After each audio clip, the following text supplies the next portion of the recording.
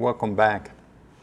A few years ago, in fact it was 2019, I went to do a photo shoot at St. James at Meramac Springs.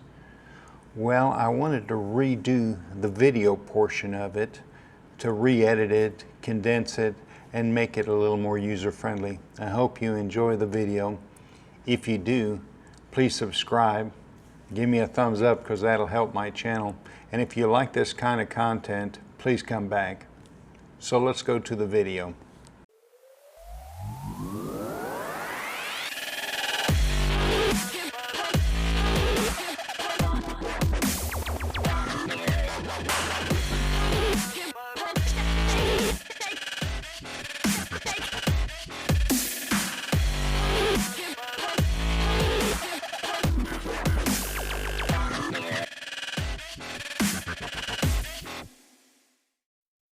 Morning. It's October 25th. I have today off. The fall colors are real close to peak, so I think I've timed this well. It's overcast and kind of drizzly today, so it might make for some good photos. This morning I'm heading to St. James, Meramac Springs. It's a fishing trout park, and see what I can do there. Made it to St. James. Yeah, it's kind of cool, but I found a spot not for pictures but for drone flying right there, and I'm thinking about flying my drone real slowly through these trees and then opening up to that spot right there.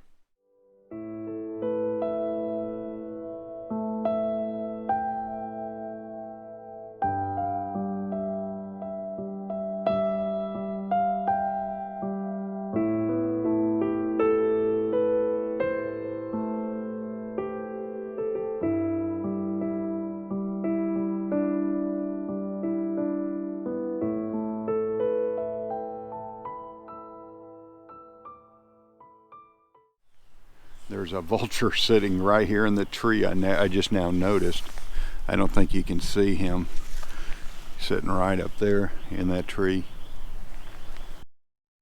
It's nerve-wracking flying this drone because you hear all kinds of stories about them crashing and stuff like that. So I get a little nervous every time I fly it.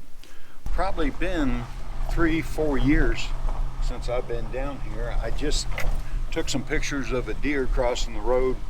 I have my wildlife setup, and I've talked about that before. I have my 200 to 400 millimeter lens not in.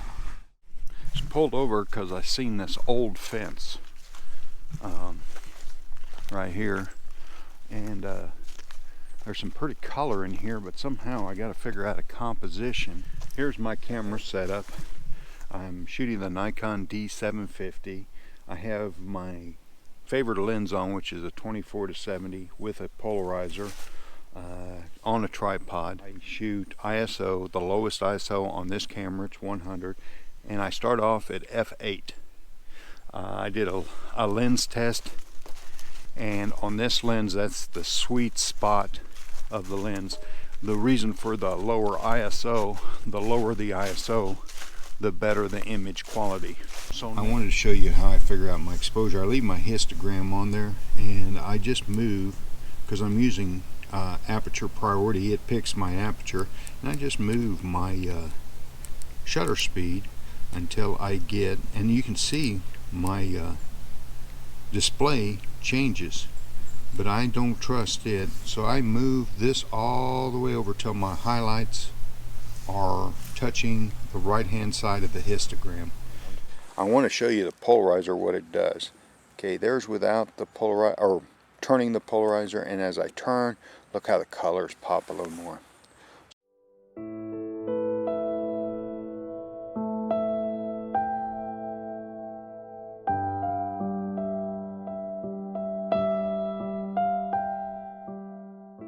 So I've changed my mind. I'm thinking about doing a pano of this fence.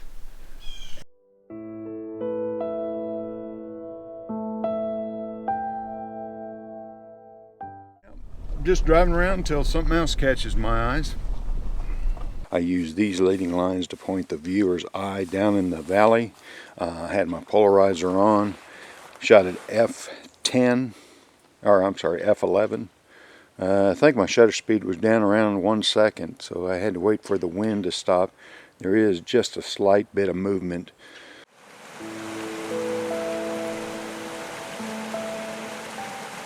If you can hear me over the rushing water, but I just took a picture of this scene behind me here. I did some focus stacking. The colors are really popping with the polarizer. Wind's picking up, so I'm gonna have to pick a faster shutter speed and see what I get.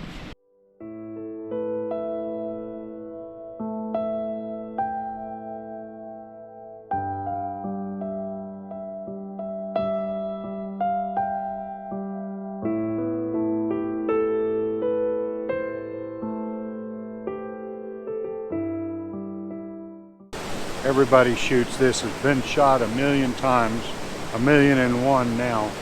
What I did is do a slow shutter speed and a fast shutter speed, and I'll combine some texture into the water so I don't get full cotton water effect.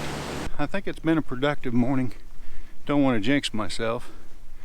You never know until you get them on the computer. So I think I'm done at St. James. It's 1 o'clock, so I've been here since 8. Took quite a few pictures.